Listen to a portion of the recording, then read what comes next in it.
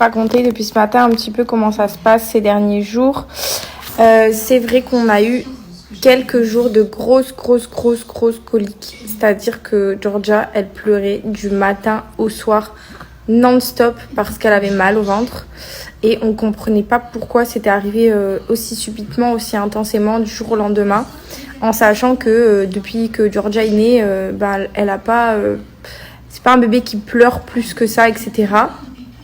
Et là, on se disait vraiment, c'est quand même beaucoup et tout. On a commencé à s'imaginer que ça pouvait être un RGO, des reflux internes, œsophagiens.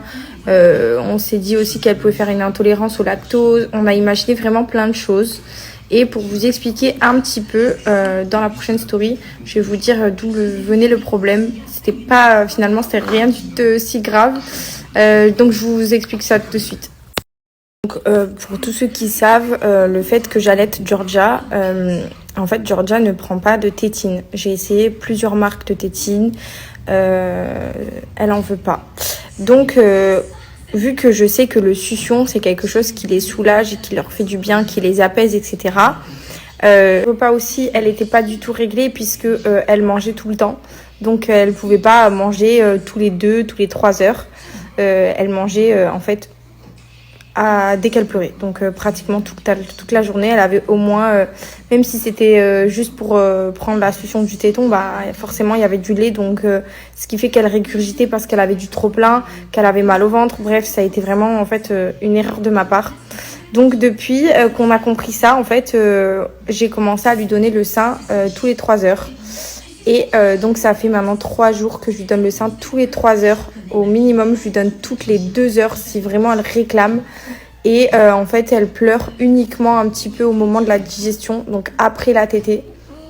Et c'est pas, c'est pas des gros pleurs, c'est vraiment, elle est un peu gênée du ventre. Et elle a une meilleure digestion, elle ne pleure plus, elle fait des super nuits. Et franchement, là, on revient un petit peu à nos débuts de quand tout se passait très bien. En fait, je me dis qu'elle n'a pas tant vraiment de coliques que ça finalement, puisque depuis que je l'ai réglée et que j'arrête de la faire manger ou de la mettre au sein toute la journée, en fait, son système digestif, il le vit beaucoup mieux. Là, vous voyez, elle est un petit peu gênée sur moi parce qu'elle vient juste de manger. Donc, du coup, elle a légèrement mal au ventre, un petit peu quand même. Mais c'est plus comme... Oh bébé. C'est plus comme avant où elle pleurait toute la journée du matin au soir. Donc on est vraiment très soulagés et très contents d'avoir pu trouver d'où venait le problème. Même si je m'en veux un peu... je m'en veux un petit peu même si j'étais pas au courant et je savais pas que c'était... que je faisais mal les choses. En fait, clairement, j'ai mal géré la situation. Et le principal, c'est que maintenant, tout soit rentré dans l'ordre et qu'on ait pu trouver d'où venait le problème.